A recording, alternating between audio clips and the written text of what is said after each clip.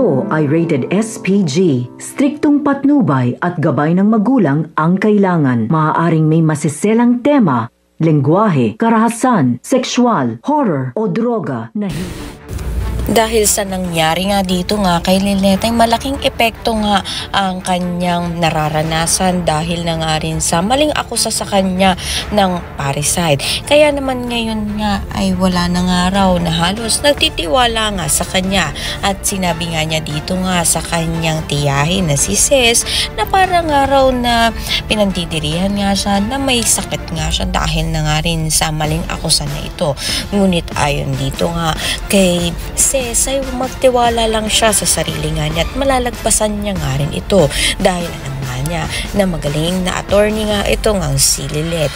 Sa kabilang banda naman niya ay sasama nga nito ni Kurt ito nga si Lilith sa kanilang bahay upang ipakilala nga ito sa kanyang pamilya. Dito nga ay nagsalo-salo nga sila sa kanilang hapagkainan at dito ay makikilala naman nga nito ni Lilith ang kapatid na babae nito ni Kurt na kung saan nga ay parang iba ang tingin dito nga kay Lilith.